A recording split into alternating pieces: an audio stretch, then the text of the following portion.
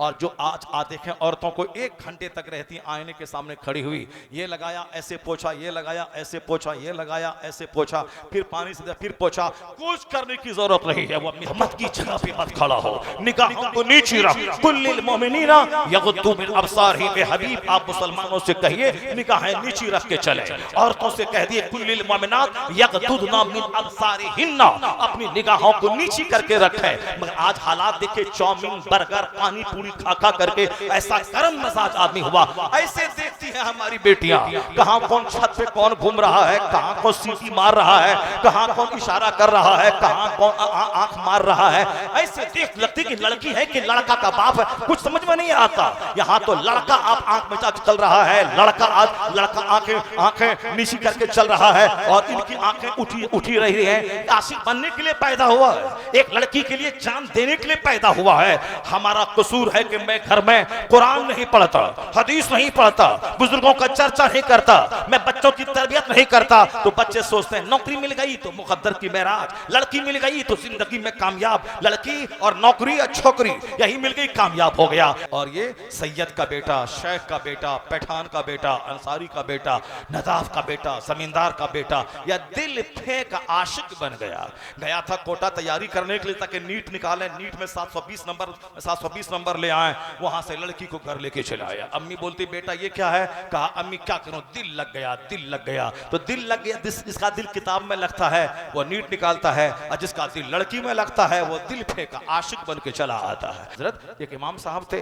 असर के बाद निकल गए और साहब निकले, एक औरत कपड़ा धो रही थी, इससे बर्दाश्त नहीं हुआ। उसको देखने के बाद, वहां ठंडे माहौल में रहने के बाद लड़कियां ऐसे ही वहां की औरतें तंदुरुस्त हो जाती हैं और उसका रंग भी बिल्कुल साफ हो जाता है। निगाहें नीची नहीं रही, ऐसे देखने लगी, आउट ऑफ कंट्रोल हो गया, बाजू पकड़ लिया, जहां पकड़ा सारा खेल खत्म। मगर पूरे मोहल्ले में हल्ला हो गया, इमाम साहब ने हाथ पकड़ लिया। मगरिब से पहले उनको रफू चक्कर होना पड़ा। नहीं हो रहा है 15 साल से, ये कौन सा मशवरा तुम दे रहा है यार? गुटखा खाओ आवाज साफ होगी। मैं कहता हूं गुटखा खाओ आवाज साफ नहीं होगी, तो दरूद पढ़ 100 बार रोजाना, फेफड़ा भी मजबूत रहेगा, सीना भी मजबूत रहेगा। अल्लाह का जिक्र कर। मोदी आधा घंटा बोलता है 15 अगस्त 26 जनवरी को, तो 5 बार पानी पीता है और हकलाता है, घबराता है। और तेरा मौलवी 5 घंटे बोलता है, एक बार ना पानी पीने की नौबत आती है और ना ही बीच में पान खाने की नौबत होती है। जो झूठ बोलेगा, जो गंदी चीज इस्तेमाल करेगा, उसकी जबान खराब होगी, उसको प्यास लगेगी। और जो कुरान हदीस बोलेगा, बोलता चला जाएगा, रूहानी ताकत मिलती चली जाएगी।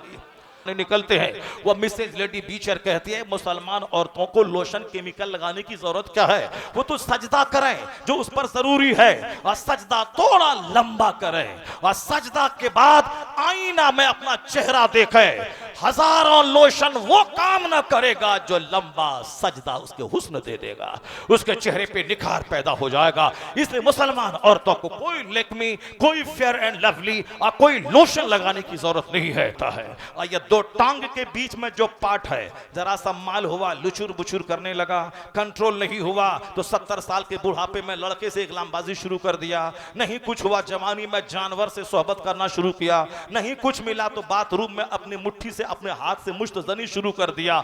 आजकल बहुत सारे जवान मुश्तजनी करके हिजड़ा हो गए। शादी के बाद औरत अलग रो रही है, और औरत के घर वाले अलग रो रहे हैं, इसके बाप बाप अलग रो रहे हैं। जब 50 लाख रुपए खर्च हुए शादी ब्याह में, और दूसरे दिन पता चला कि ये तो मुश्तजनी करके हिजड़ा हो गया है, लड़की अलग रो रही है भाभी के सामने, उसका सारा खर्चा हुआ और रिजल्ट 0 निकल गया।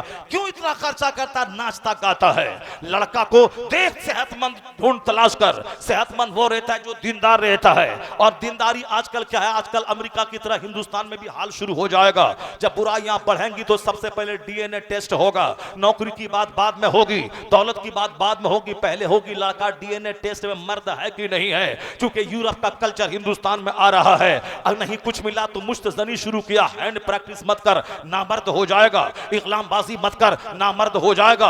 औलाद पैदा करने के काबिल नहीं रहेगा। या खोल खोल कर ये बात इस्लाम इस्लाम ने बताई है, कैसे सोहबत करनी है इस्लाम ने बताया है। हुजूर ने फरमाया है खड़े होकर सोहबत मत करना, जल्द बुढ़ापा आ जाएगा, चादर ओढ़ के सोहबत कर वरना बच्चा बेहया पैदा हो जाएगा। कोई ना हिंदुइज्म, ना क्रिश्चियनिटी, ना जूस, कोई मजहब प्राइवेट बातों पर इतना जोर नहीं देता, क्योंकि इस्लाम को प्यार है हमारी सेहत से, इस्लाम को प्यार है हमारी इज्जत से, इस्लाम को प्यार है हमारी जवानी से। इसलिए इस्लाम चाहता है मुझे सेहत मिले, जवानी कामयाब रहे, शादी कामयाब रहे, बाल बच्चे कामयाब रहे, बीवी भी सेटिस्फाइड खुश रहे। जब तू नामर्द रहेगा तो तेरी बीवी दूसरों का चेहरा देखेगी और ड्राइवर के साथ भागेगी। इसलिए ताकतवर रहना जना से बचाने के लिए जरूरी है, जना से समाज को बचाने के लिए मर्द का ताकतवर रहना जरूरी है, और ताकतवर रहने के लिए नमाज पढ़ना जरूरी है, और ताकतवर रहने के लिए जिक्र अस्कार जरूरी है, नेक लोगों की सोहबत में रहना जरूरी है, इकलामबाजी, ज़िना और मुश्तजनी से बचना जरूरी है, और गैर जरूरी आदतों से बचना जरूरी है।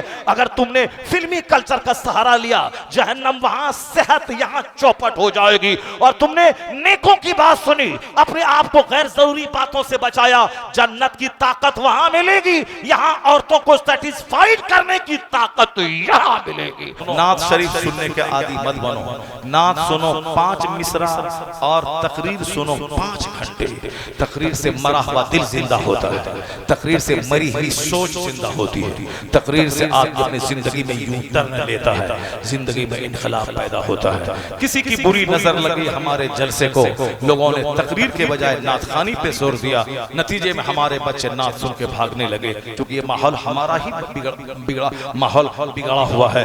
जो इसको आप दुरुस्त कर, आज से 50 साल पहले अल्लामा अरशद काजी अलैहि रहमा आते थे, मुश्ताक अहमद नज़ामी आते थे, अबुल वफा फसीह गाजी पूरी आते थे, अजमल बेकल 5 मिसरे पढ़ते थे और 4-4 घंटे की तकरीर होती थी और सारा मजमा सुनता था, 5-5 दिन का जलसा होता था।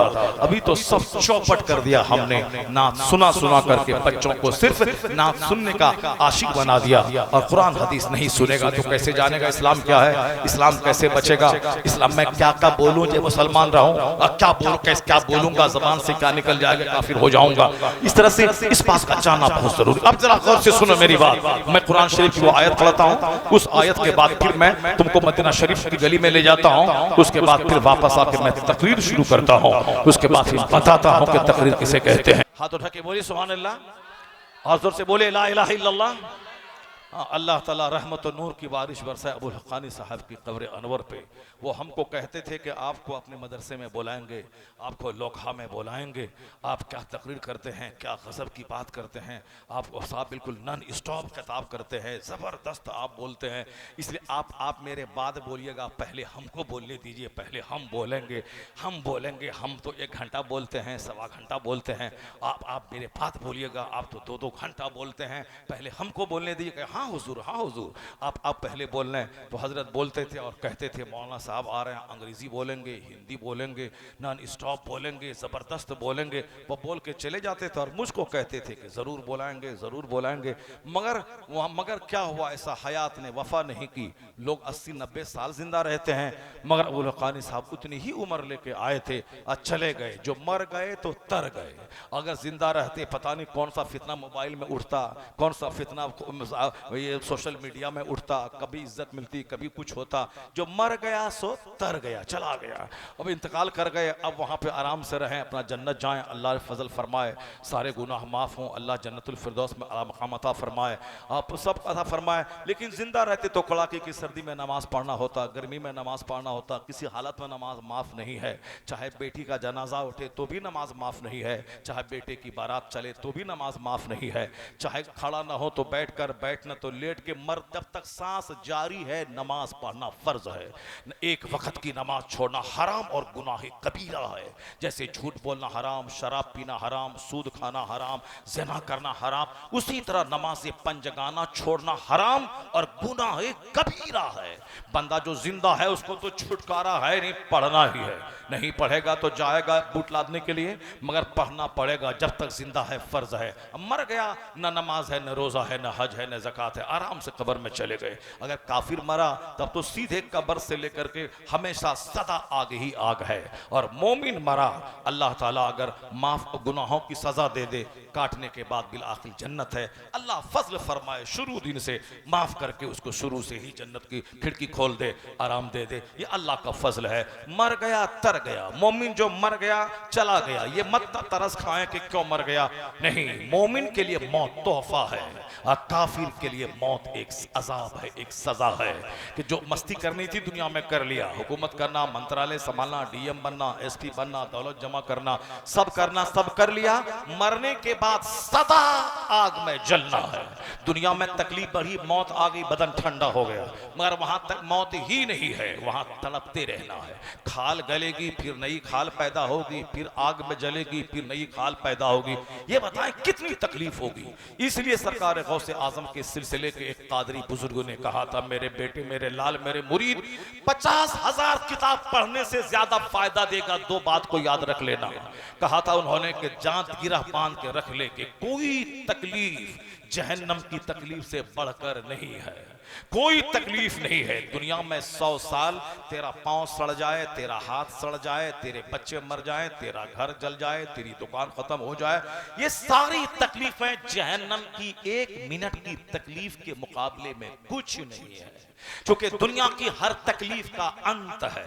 अभी दर्द है, थोड़ी देर के बाद आराम हो जाएगा, अभी तड़प रहा है, जबरदस्त तकलीफ बढ़ी, मौत आ गई, बदन ठंडा हो गया, मौत आई, बदन ठंडा हो गया, मगर मरने के बाद तो मौत ही नहीं है। वहां सिर्फ एक ही मौत यही है जो मौत का मजा चखा मर गया, मरने के बाद वहां मौत ही नहीं है। कयामत कायम होगी, हिसाब किताब होगा, जन्नती जन्नत में, जहन्नमी जहन्नम में, मौत को ज़बह कर दिया जाएगा। जन्नतियों, जन्नती सोचेंगे कहीं जन्नत से निकलने का इशारा तो ना होगा, जन्नती सारे कान खड़े होकर सुनने लगेंगे, कहीं इस आराम से निकलने का परवाना तो नहीं जारी हो रहा। जय जहन्नमियों, जहन्नमी सबके कान खड़े हो जाएंगे। जहन्नमी सोचेंगे कहीं अब उम्मीद की तो नहीं जगी है, जन्नत के लिए कहीं कोई आदेश तो नहीं होने वाला है। लेकिन फरिश्ता कहेंगे कि तुमने ईमान लाया, अच्छा काम किया, अल्लाह ने अपने वादे के मुताबिक तुझको जन्नत दी, बाग दिया, अब ये नेमत तुमसे छीनी नहीं जाएगी। वो दुनिया है जहां जवान है तो जवानी खत्म, बुढ़ापा शुरू। वो दुनिया है जहां सर में दर्द, पैर में दर्द, आंख में दर्द, कान में दर्द, ये यहाँ जन्नत में ऐसा नहीं है। वो दुनिया है जहां सर के बाल, दाढ़ी के बाल, यहाँ कोई बाल नहीं है। वो दुनिया है जहां नाक में नेटा है, मुंह में थूक है, पसीने की बदबू है, यहाँ कुछ नहीं है। जन्नत है, यहाँ न बदबू है, न पसीना है, न पेशाब है, न पखाना है। एक फरहत बख्श टिकार आएगी और जो कुछ खाया है, सेब, संतरा, अनार, भुनी हुई मछली, दूध और शहद और शराबन तहूरा, जो कुछ खाया, बस फरहत बख्श डकार के साथ वो सारी चीजें पच जाएंगी, फिर खाने की वही लज्जतें रहेंगी। ये जब जन्नत है, यहाँ कोई बूढ़ा नहीं होगा, हमेशा सदा खरबों साल, महासंख्यों साल, बेगिनती साल इसी 30 साल की जवानी में रहोगे, बुढ़ापा नहीं आएगा। वरना जवानी के बाद बुढ़ापा का अंदेशा दुनिया में सताता है। आज जवान हैं, ताकतवर हैं, खूब जोर जोर से बोल रहे हैं, कल बीमार पड़ गए तो नहीं बोल पाएंगे, कल बूढ़ा हो गए तो सांस में लेने में तंगी होगी, नहीं ले पाएंगे। अब एक अंदेशा रहता है, पता नहीं कल क्या होगा। जन्नत में कोई अंदेशा नहीं। दुनिया में पैसा कमा रहे हैं, सारा पड़ोसी चिढ़ रहा है, मकान 2 मंजिला बना रहे हैं तो सब घूर घूर के देखता है पैसा कहां से लाया, क्यों बना रहा है। सब इंतजार में रहता है कब इनका पैसा घट जाए, कब ये मर जाए, कब इनका आमदनी घट जाए, मुंह फुला के रहता है। लोग बात नहीं करते हैं। मौलाना इसी इलाके का बोला, पहले गरीब थे, मेरी माँ पाखाना करने बाहर जाती थी तो सारे लोग सलाम करते थे, अस्सलाम वालेकुम मौलाना साहब, अस्सलाम वालेकुम मौलाना साहब, क्योंकि हम उन्हीं लोगों की तरह थे। अल्लाह ने थोड़ी सी शोहरत दी, तो इज्जत दी, पैसा कमा लिया, अच्छे कमरे का घर बनाया, लेटरूम बाथरूम बनाया, घर हमारी बहन बेटियां बाहर नहीं जाने लगी, हमारी माँ घर में रहने लगी, वहीं पर गुस्ल खाना बाथरूम मैंने बनाया। कितना अच्छा काम किया, ताकि मेरी माँ बाहर न जाए, घर में रहे। पैसा कौड़ी अल्लाह किसी को दे तो सबसे पहले ही काम करना चाहिए। आजकल बहुत ऐसे लोग हैं जहां 10 करोड़ का घर है, अब बाथरूम नहीं, पीर साहब आए तो मोटरसाइकिल पे बैठा करके उसको भैया उसके खेत की तरफ ले जा रहे हैं। वो बिहार में नहीं, गुजरात में गया था, वहां भी ये हाल है। मैंने कहा बाथरूम जाऊंगा, कहा नहीं स्टेज पर चलिए, मजमा भाग जाएगा, स्टेज पर चलिए, मजमा भाग जाएगा। अरे मैं अभी इतने घंटे से मैं आया हूँ, मैं इतने घंटे से मैं आया हूँ सफर करके ट्रेन से, बाथरूम ले चलो। कहा बाथरूम, कहा नहीं मजमा भाग जाएगा, मजमा भाग जाएगा, मजमा भाग जाएगा। अरे अब तो बाथरूम नहीं करे, पेशाब नहीं करे, अब पेशाब करने के लिए हजरत 2 किलोमीटर दूर जाना पड़ेगा। लानत हो हमारे इस घर पे यार इतना घर बड़ा घर बनाया है और बाथरूम नहीं बनाया है, चलो इस हाल में जो होगा स्टेज पर ही देखा जाएगा। चलो जो मामा बांधा पगड़ी पहना और स्टेज पर आ गया, वो तो जिक्र रसूल की बरकत है कि 8-8 घंटे पेशाब पखाना वो रुक जाता है, वरना तो बहुत सारे लोग अपने पायजामा ही पखाना कर देते हैं। और अभी इसराइल में एक बीमारी फैल गई है यहूदियों की फौज में, वो दस्त वाली बीमारी, इसीलिए उसको बच्चों की तरह ड्रेपर पहनना पड़ रहा है ताकि जो दस्त होता रहे। तो अब हमास के नौजवानों का बम उसे क्या मारेगा, एक कुदरती बम व दस्त की बीमारी शुरू हो गई है। अब उसकी फौजी ऐसे ही पाखाना करते करते मर रहे हैं। ये दुनिया आंख फाड़ के देख ले कि जुल्म ज्यादा दिन तक नहीं चलता है।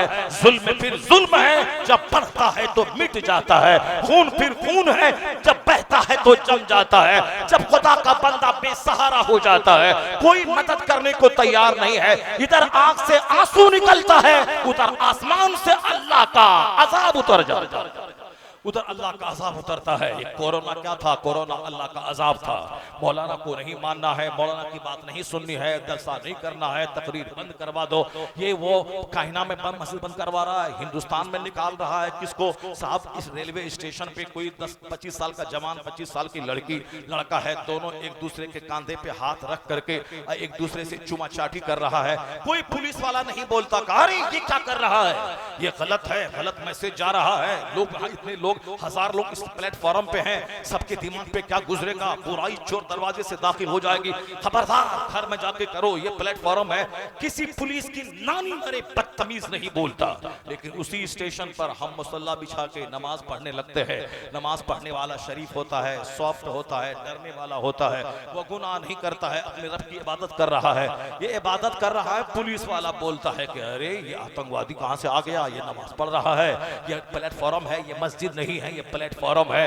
तो तमाचा मारे, चेहरा लाल करे, बदतमीज बेहुदा, मैं नमाज पढ़ता हूं तो तू कहता है कि ये मस्जिद है, प्लेटफॉर्म नहीं है, और वो चूमा चाटी कर रहा है तो तू क्यों नहीं बोलता कि ये प्लेटफॉर्म है, ये तवाइफ का कोठा नहीं है, ये अपना घर नहीं है। अकलें सड़ गई, इस्लाम दुश्मनी बढ़ती गई। जब इस्लाम दुश्मनी बढ़ी, मुसलमान बेसहारा क्या करे, कहां जाए? मुसलमान उठ के दुआ करने लगे, आंख से आंसू के कतरे बहे। अल्लाह ने कोरोना का कीड़ा भेज दिया।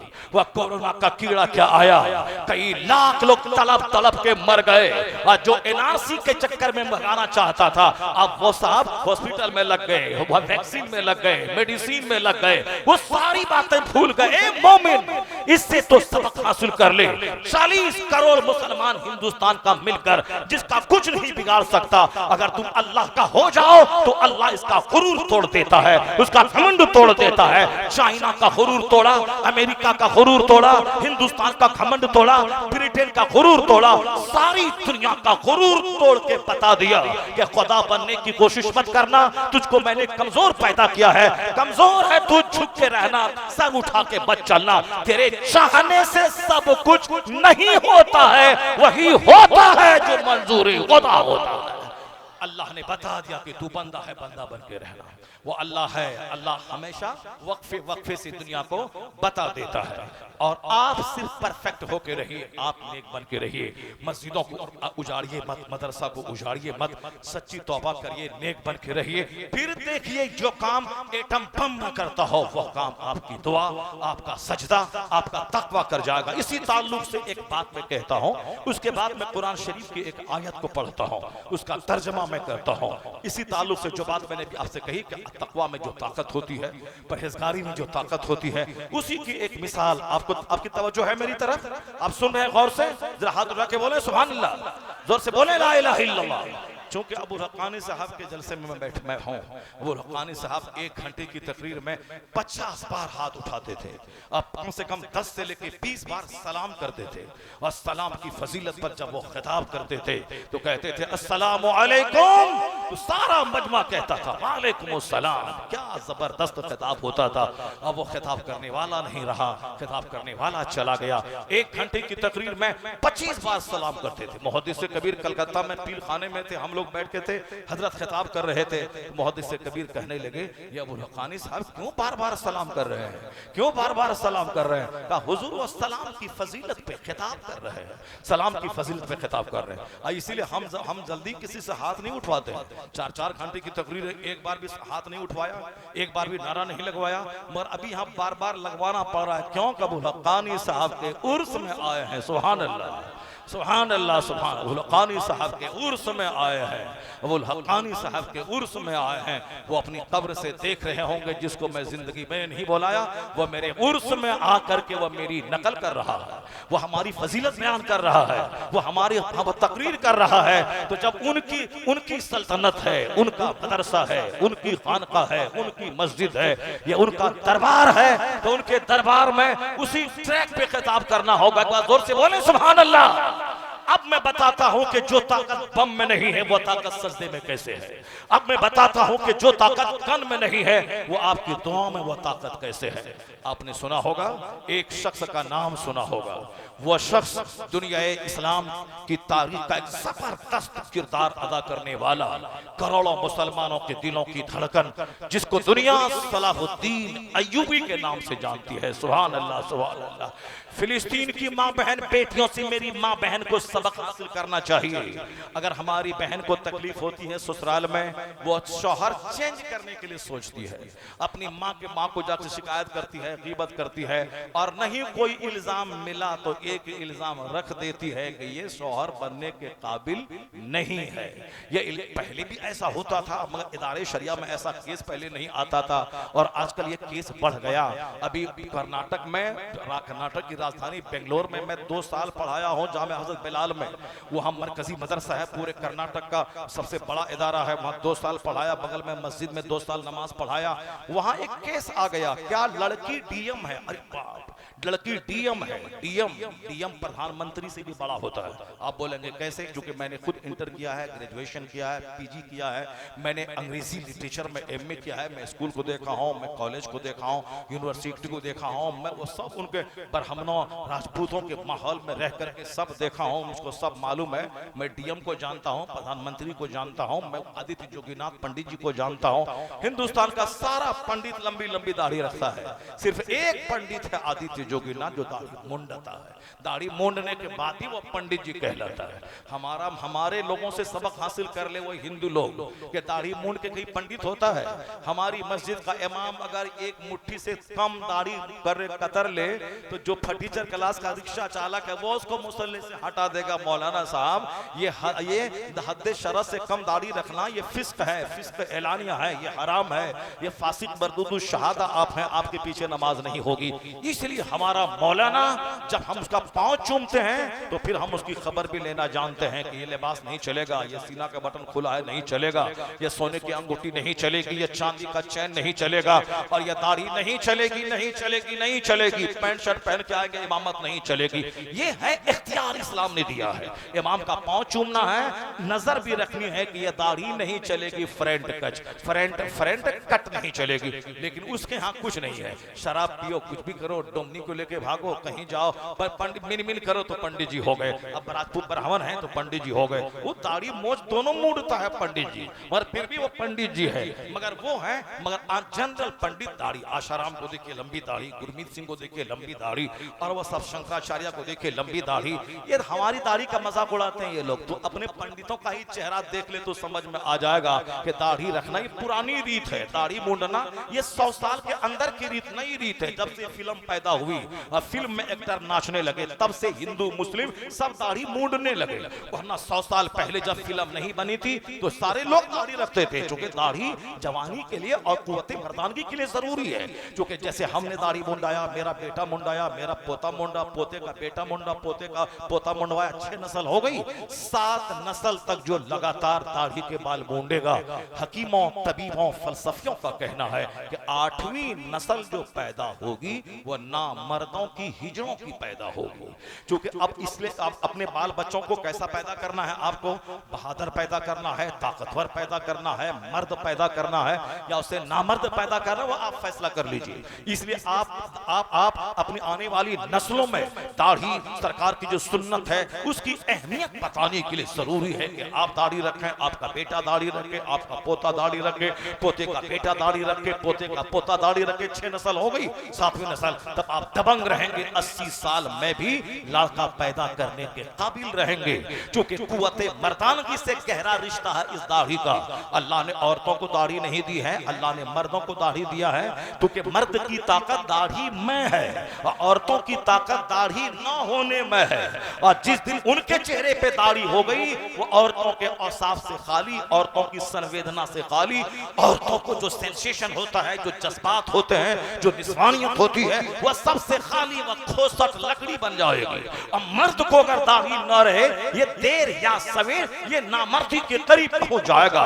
इसलिए कुदरत का कानून है, उसको दाढ़ी नहीं होगी ताकि औरत बनी रहे, और इसको दाढ़ी होगी ताकि मर्द बना रहे। और जो गुल्ला है, दाढ़ी पैदाइशी नहीं है, सर के बाल नहीं है, तो समझ जाए कि वो कैसा है, वो तो डीएनए टेस्ट करने के बाद ही पता चलेगा। यह दाढ़ी अल्लाह रब्बुल इज्जत का तोहफा है, कुदरत का यह गिफ्ट है। यह सर का बाल तोहफा है, यह सर का बाल गिफ्ट है। इसलिए सर के बाल को तराश खराश करके जोकर की तरह मत बनाइए। जिसका बाल सर से उड़ गया है वो तो नामर्द हो गया है और देखने में गंजा लगता है, और गंजा समाज में काबिले नफरत होता है, कोई उसके करीब नहीं बैठता। जैसे कोढ़ी, गंजा, अंधा, इसी तरह ऐब है बाल का गंजापन होना।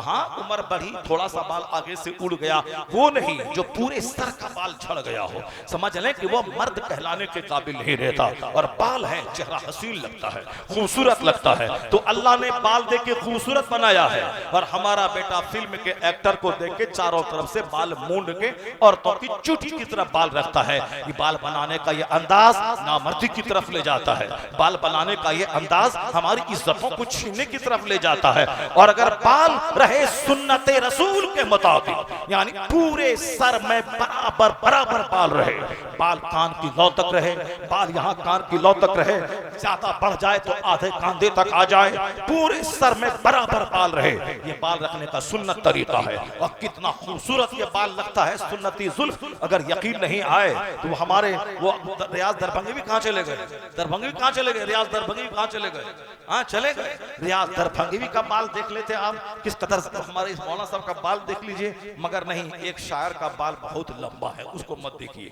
वो सुन्नतुल बाल है कान की लौ तक, अगर ज्यादा बढ़ जाए तो आधे कांधे तक। और औरतों की तरह लटका के रिबन और बड़ा बड़ा बांध के फिर तो वहां से निस्वानियत शुरू हो जाएगी, मर्द वो नहीं रहेगा।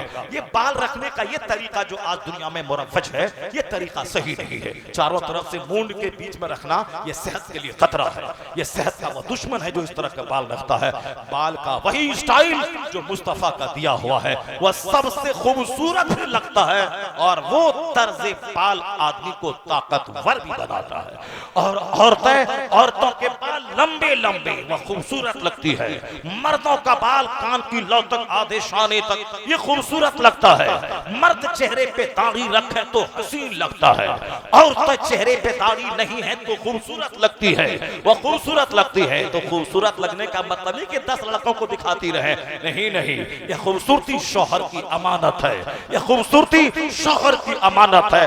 रानी बन के रहना है तो इस खूबसूरती को छुपा, शौहर की अमानत रख, गैरों के सामने मत पेश कर। अगर आफ्ताब पूना वाले की तरह एक लड़की से प्यार किया, 6-7 महीने उसके साथ रहा बगैर निकाह के, और जब निकाह का प्रेशर बनाने लगी तो उसके 50 टुकड़े करके उसको 50 जंगलों में फेंक दिया, क्योंकि 6 महीने साथ में रह के वो जान गया ये कितनी चुड़ैल है, कितनी बदज़बान है, या कितनी बदतमीज है, या कितनी गसीली है, कितनी बदतहजीब है, वो सब जान गया। वो तो जवानी के नशे में ये सारा ये सब गुस्सा छुपा रहता है, सिर्फ उसको नशे में चेहरा अच्छा लगता है। लेकिन जब उनके साथ कुछ दिन गुजार लेता है, जब नशा जवानी का उतर जाता है, तो आप सोचता है कि मेरी बीवी कैसे रहेगी, बीवी को तो गसीली नहीं होनी चाहिए, बीवी को तो चुड़ैल नहीं होनी चाहिए, बीवी को तो बदज़बान नहीं होनी चाहिए। मगर ये तो सारी क्वालिटी, सारी बातें इसके डिमेरिट्स इसके अंदर हैं, तो आप इसको किसी तरह से कत्ल करके भगा देना चाहिए। जो दूसरों को चेहरा दिखाएगी वही हाल होगा उसका 50 टुकड़े में काट के फेंक दी जाओगी। और अगर शौहर की अमानत रही और शौहर तेरा चेहरा देखता रहा तो 90 साल के बुढ़ापे में भी वही सम्मान मिलेगा जो सम्मान 25 साल की जवानी में मिलेगा। क्योंकि जो निकाह अल्लाह के नाम पे होता है फिर उस निकाह में अल्लाह बरकतें देता है, उम्र बढ़ती जाती है, मोहब्बत पुख्ता होती चली जाती है। और जो शैतानी ख्वाहिशात की जद में आके जो सुतार लड़कों के गोद में झूल जाए वो तो जब तक ताकतवर है तब तक ग्राहक है, और जहां ताकत घटी वहां ग्राहक आना बंद हुआ। जब ग्राहक आना बंद हुआ तो अजमेर में दरगाह शरीफ से बाहर बैठकर कटोरा लेके भीख मांगने लगी। हजारों औरतें हैं जो इसी तरह माँ बाप के नाफरमानी करके घर से बाहर निकली और उनको लोगों ने प्यार मोहब्बत का झांसा दिया, मुंह दिखलाया, मिठाई का डब्बा दिया, जेवर दिखलाया और लहक लहक के फोन से बातें किया। और ये उसके बहकावे में आ गई। चूंकि जज्बात की मलका है, ये जज्बात में बह जाती हैं, आगे पीछे नहीं सोचती हैं कल क्या होगा, माँ बाप का क्या होगा, खानदान का क्या होगा, हमारी बनी बनाई इज्जत का क्या होगा, मेरे बाप का क्या होगा, मेरी माँ का क्या होगा। नहीं, ये मोहब्बत करती है तो टूट कर और नफरत करती है तो टूट कर, ऐसी टूट कर मोहब्बत करती है। 4 बच्चे की माँ वो गैरों के साथ भागने पे कोई आर नहीं समझती। मैं देखा मोरबी गुजरात में एक सैयद घराने की लड़की, 4 बच्चे की खूबसूरत बेटे, उसकी माँ सामने वाले टेलर मास्टर का देखा देखी करने लगी। और जब आग लगी बच्चा, शौहर, माँ बाप सब इज्जत मिट्टी में मिला करके उसी टेलर मास्टर के साथ भाग गई। मैं उस शहर में मौजूद था, मुहर्रम की 10 तकरीर करने गया था। सारा शहर सोच में डूब गया हो। एक सैयद घराने की खातून, जिसका बाप सैयद, जिसका शौहर सैयद, उसी घराने की खातून थी। मगर नफ्स को क्या करेंगे, इसीलिए तो इस्लाम कहता है पर्दा जरूरी है। इसीलिए तो इस्लाम कहता है निगाहों को झुका के रखो, निगाहों को आवारा मत करो, वरना कब ये दिल बिगड़ेगा, कब दिमाग में गंदा ख्याल आएगा, कब। ऐसा नहीं कि मैं नहीं आने दूंगा, ऐसा थोड़ी होता मैं नहीं आने दूंगा। नहीं, भूख लगेगी तो मैं 10 दिन बगैर खाए हुए रह जाऊंगा। ये नहीं चलता है नेचुरल सिस्टम के सामने। इस्लाम ने क्या कहा, तोहमत की जगह पे मत खड़ा रहना जहां तेरे ऊपर उंगली उठ सकती है। तवाइफों का मोहल्ला है, तू बोले ना हम कलमा पढ़ाने गए थे, तबलीग करने गए थे, तोहमत की जगह पे मत खड़ा हो, वरना लोगों की उंगली उठेगी ये वहां क्यों गया है।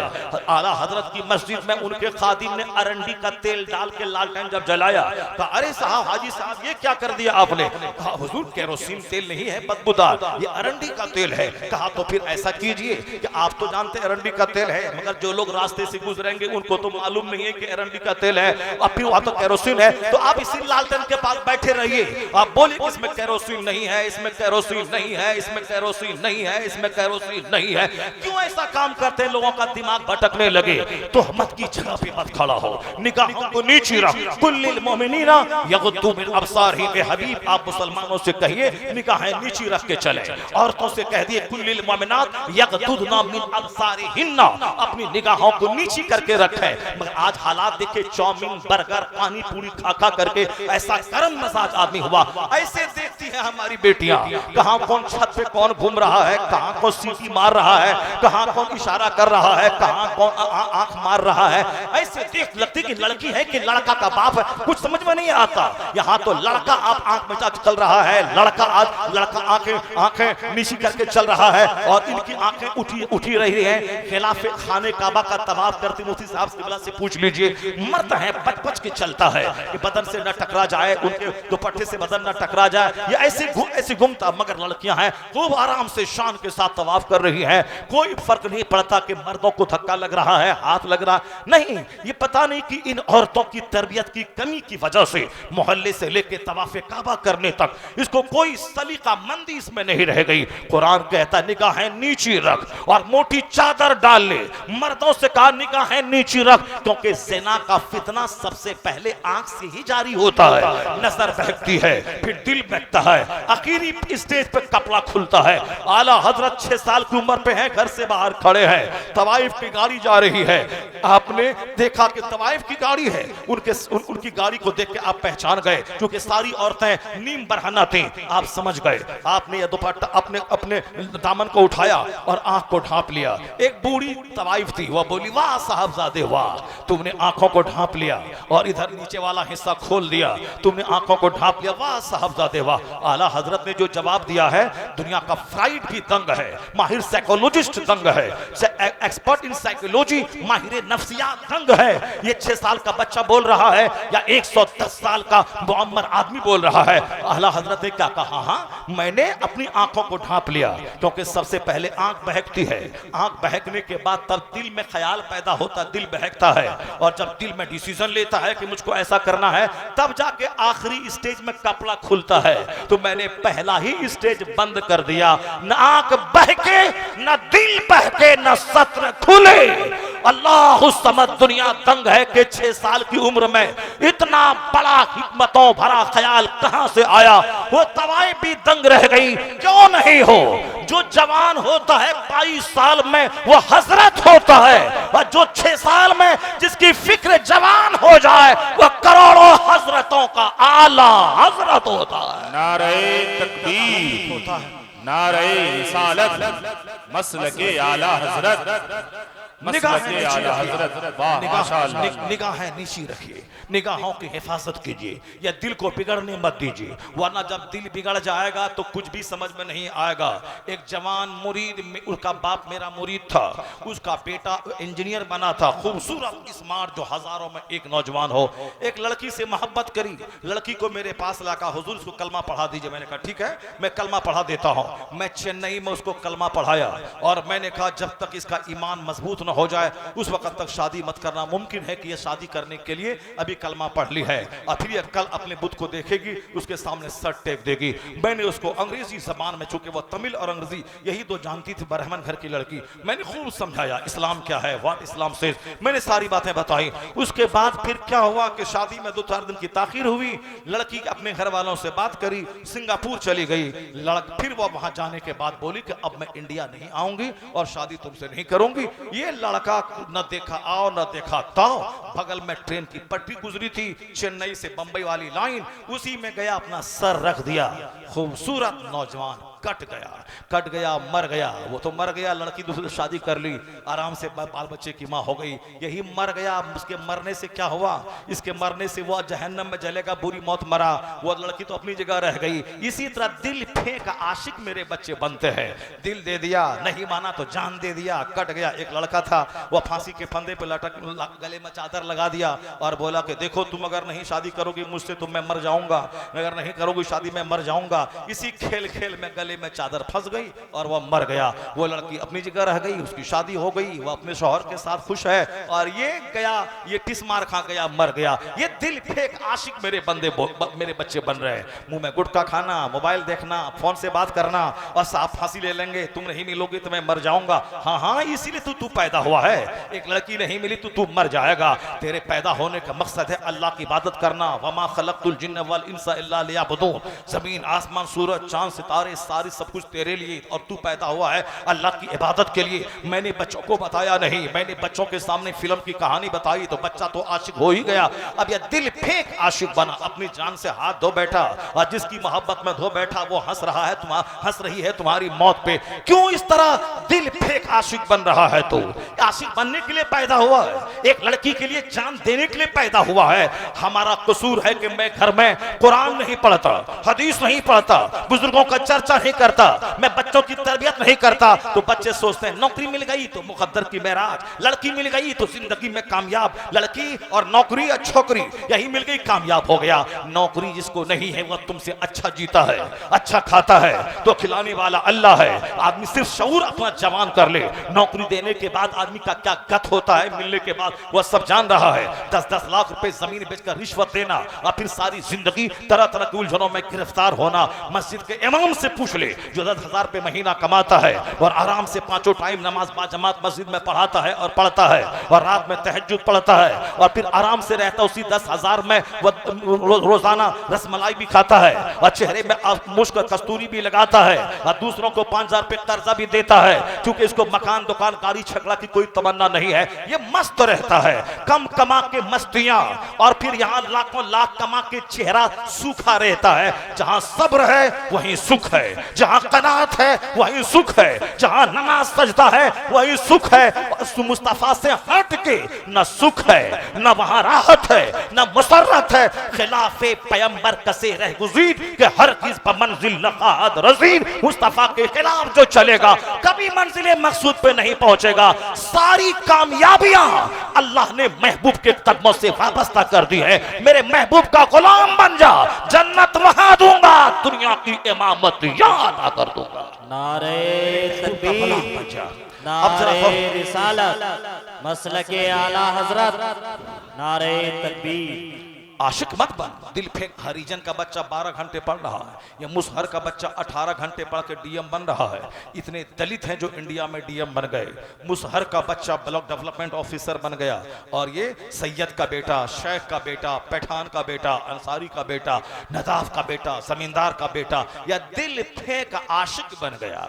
गया था कोटा तैयारी करने के लिए ताकि नीट निकालें, नीट में 720 नंबर ले आए। वहां से लड़की को घर लेके चला आया। अम्मी बोलती बेटा ये क्या है? कहा अम्मी क्या करूं, दिल लग गया, दिल लग गया। तो दिल लग गया, जिसका दिल किताब में लगता है वो नीट निकालता है, और जिसका दिल लड़की में लगता है वो दिल फेंका आशिक बन के चला आता है।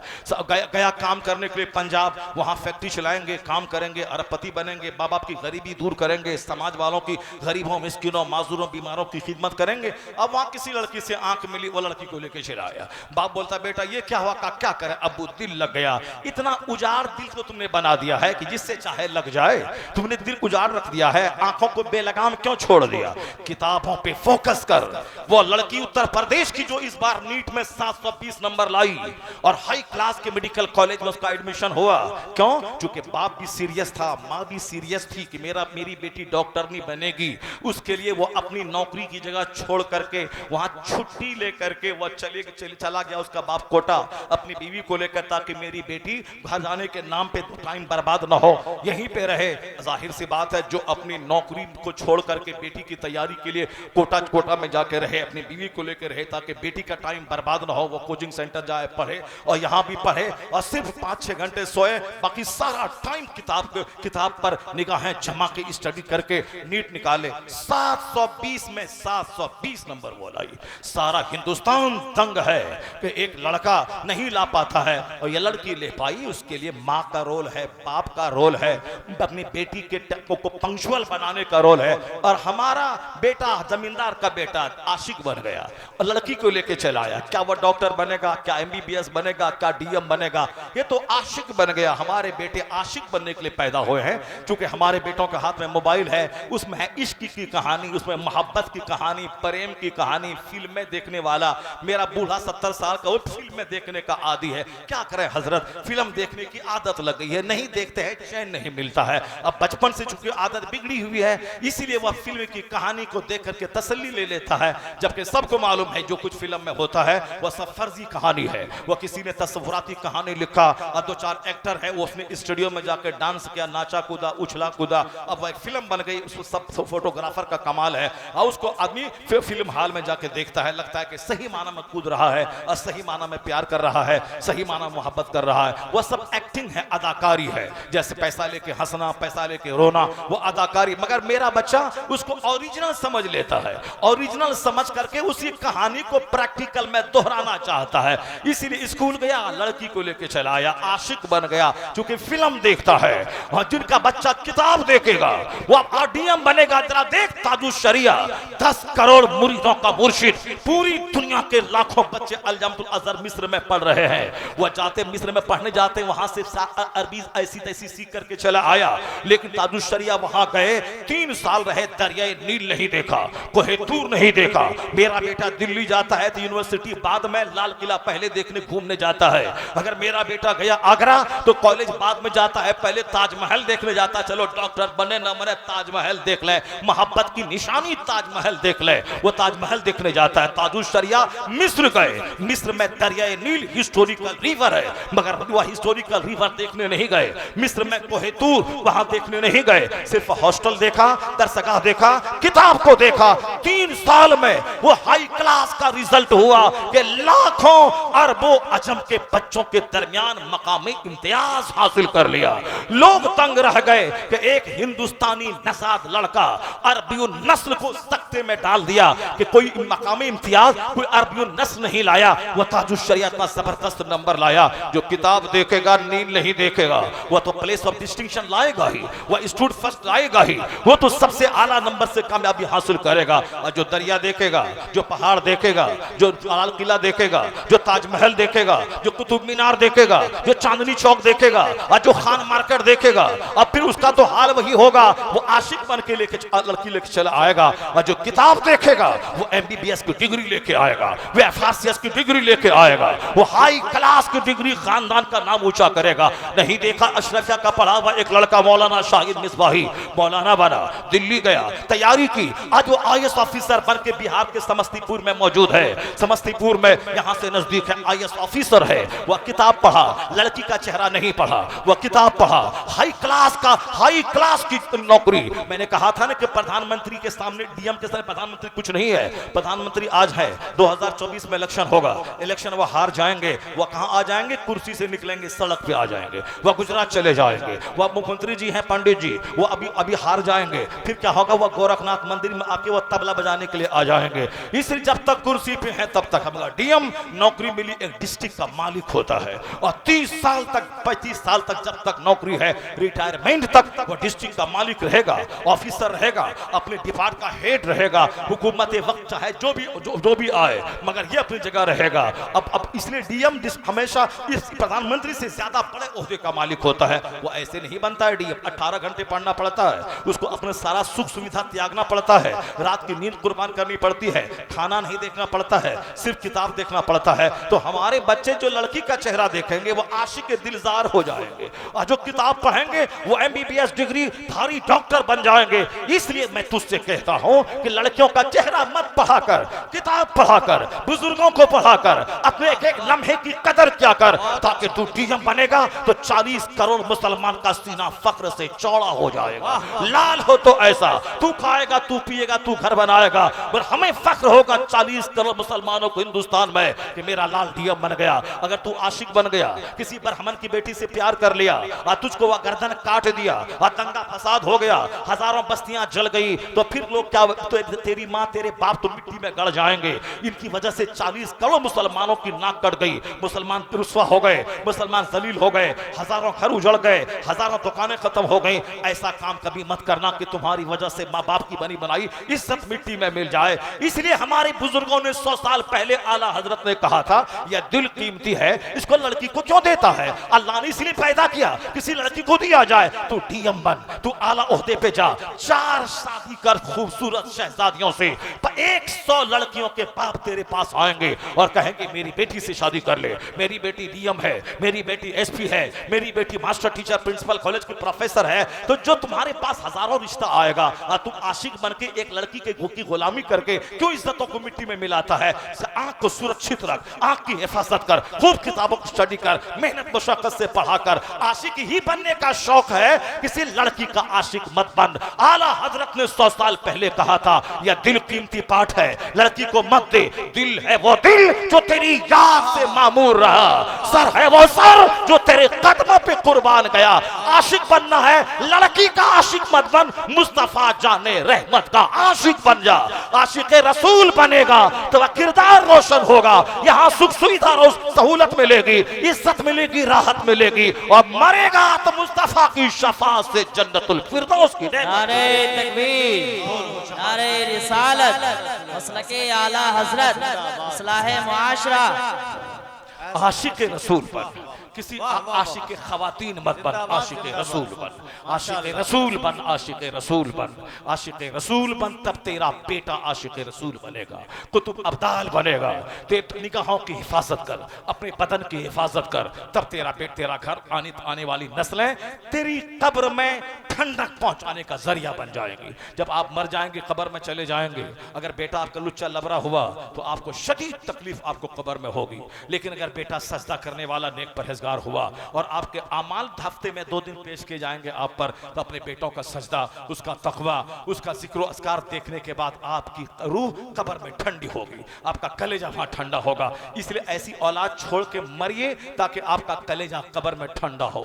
ऐसा ना हो कि बच्चों की आवारगी, बच्चों की बदअमली की वजह से आप कब्र में रोएं, आपके चेहरे, आपके दिल को शदीद तकलीफ वहां पहुंचे।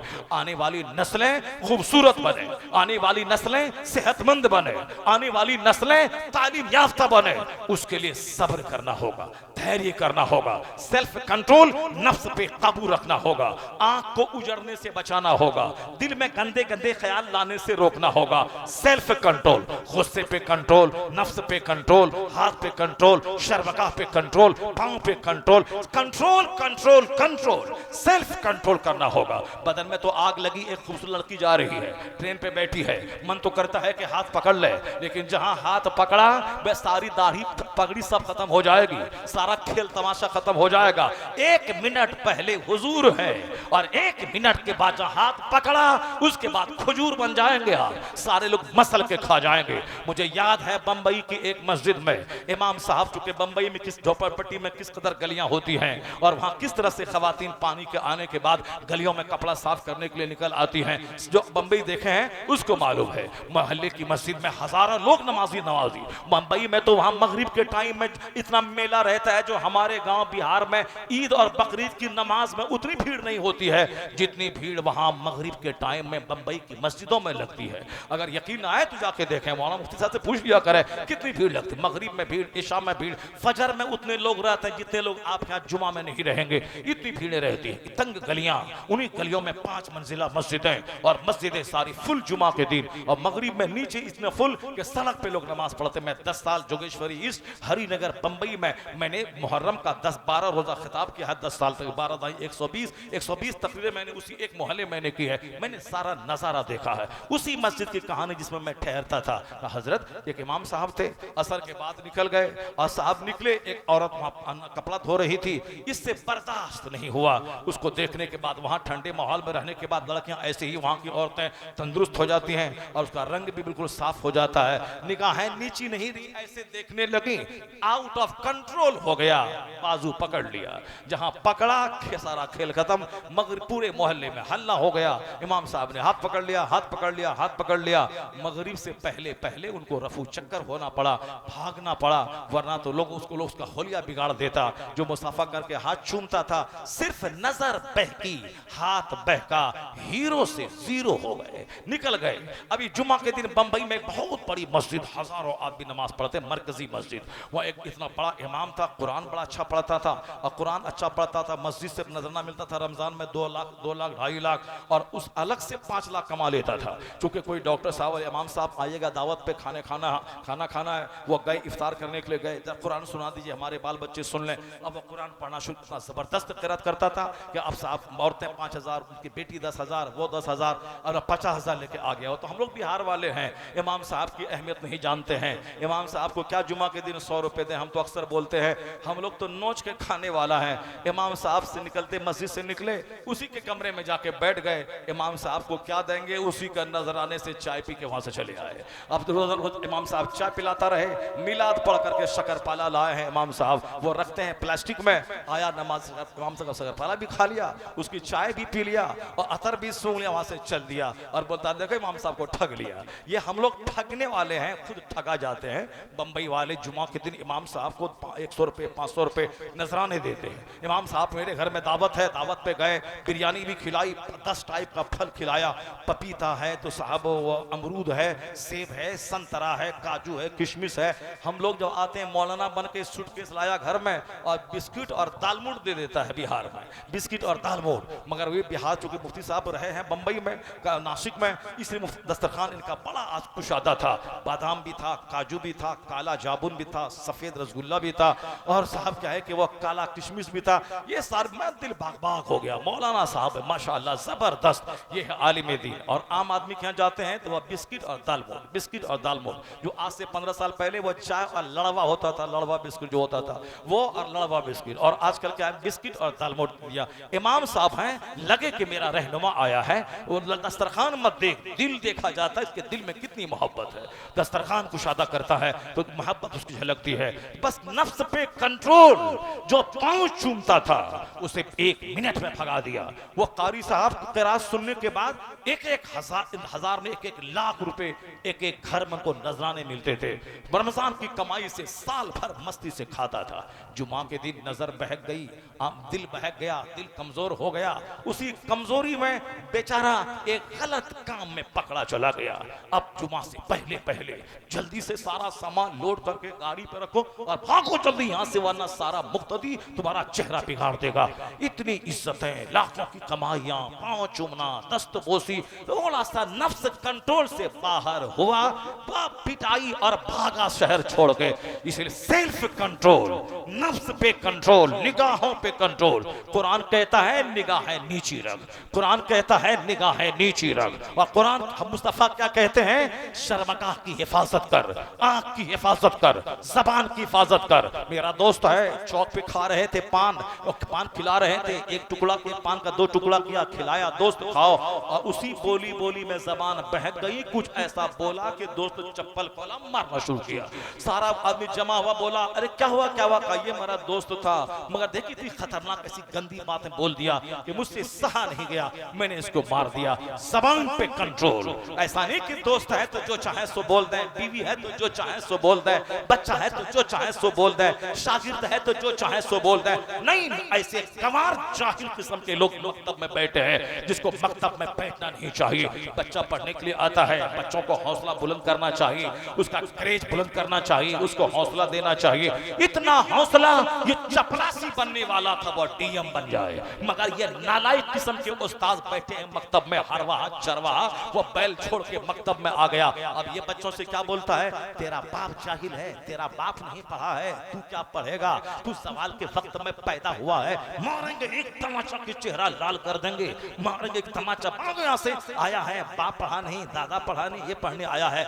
इस गंवार को मदरसे में रहने का कोई हक हासिल नहीं है, न स्कूल में न मदरसे में। जब तू अपने तालिब इल्म को हौसला, जब वो पढ़ा लिखा रहता तो तेरे स्कूल में क्यों आता? वह माँ के पेट से पढ़ा लिखा होता, तेरे पास क्यों भेजता? वो जाहिल है, उसका बाप वो चाहता है कि मैं जाहिल था, अब मेरा बेटा पढ़ ले, मेरा बेटा पढ़ ले, कामयाब हो जाए, तब न भेजा है तेरे पास। और तू यही बोलता है कि तेरा बाप न पढ़ा तो तू क्या पढ़ेगा? तू सवाल के वक्त में पैदा हुआ है, तेरा सारा काम टेढ़ा है। सवाल के वक्त में वो नहीं पैदा हुआ है, सवाल के वक्त में तू पैदा हुआ है। तेरे जैसे नाअहल को हल जोतना चाहिए और तू यहाँ मकतब में आ गया है। तू आज अमेरिका से लेके हिंदुस्तान तक सारे जिम्मेदार, हुकूमत के जिम्मेदार क्या कहते हैं? कहते हैं कि नफरतें मत दिलाइए, बच्चों में मोहब्बतें तकसीम कीजिए। बच्चे अपने घर को छोड़ के भाग के स्कूल आए ताकि आप बाप से ज्यादा शफकत पेश कीजिए, ताकि बच्चे स्कूल को बोझ नहीं समझे बल्कि अपने घर से दौड़ के स्कूल आ जाएं। यही कोशिश अमेरिका की है और यही कोशिश इंडिया की है। क्लासरूम खूबसूरत हो, टीचर खूबसूरत, अच्छा कपड़ा पहन के आए, बैठने की जगह खूबसूरत हो, और प्यार जबरदस्त दें उस टीचर, ताकि बच्चा आते वक्त, अक्सर बच्चे रोते हैं, माँ बाप को तंग करते हैं, स्कूल की गाड़ी खड़ी है, बच्चे जाते नहीं है, माँ बाप को बड़ी परेशानी होती है, बाप को तो कम, माँ को ज्यादा परेशानी होती है। बच्चों को उठाना, तैयार करना, साथ में ले जाके गाड़ी पर बैठाना, और बच्चा रोता है फिर भी माँ सीने पर पत्थर रख के अपने बच्चों को स्कूल भेजती है। ये माँ का बड़ा इंपॉर्टेंट रोल रहता है। अब ये बच्चा जो स्कूल जाना नहीं चाहता, वहां जाने के बाद अगर मास्टर बोला इस सवाल के टाइम में पैदा होने वाला, लेट से क्यों आए, कल क्यों नहीं आए थे, उठा के पटक देंगे, मार देंगे जान से। ये बताइए अब बच्चे का क्या हाल होगा? कुछ छोटा सा दिल है, अब वो बच्चा स्कूल छोड़ देगा या फिर बच्चा ऊपर से नीचे कूद के जान दे देगा। अमेरिका, यूरोप के लोग कहते हैं खबरदार खबरदार, सख्ती नहीं, प्यार बांटिए, मोहब्बत बांटिए, नफरत मत दिलाइए, खुशखबरी दिलाइए। ए मुसलमान जरा गौर से सुन, नमाज, रोजे, हज और ज़कात की बात तो अपनी जगह है। ये फार्मूला के नफरतें मत बांटिए, खुशी बांटिए। अब खुशी बांटिए, नफरतें मत बांटिए। ये बात अमेरिका आज कहता है, हिंदुस्तान आज कहता है, चाइना, जापान आज कहता है। कुर्बान नबी रहमत पर जो 1400 साल पहले एक जबरदस्त पैगाम दिया, बशरू वला तुनफिरू यस्सिरू वला तुअस्सिरू। मुश्किल मत बनाइए, आसानियां पैदा कीजिए, नफरतें मत बांटिए, खुशखबरी बांटिए। जहां दुनिया के वैज्ञानिक की, प्रोफेसर की, साइंटिस्ट की नजर आज गई है, वहां नजर मुस्तफा की 1500 साल पहले गई है।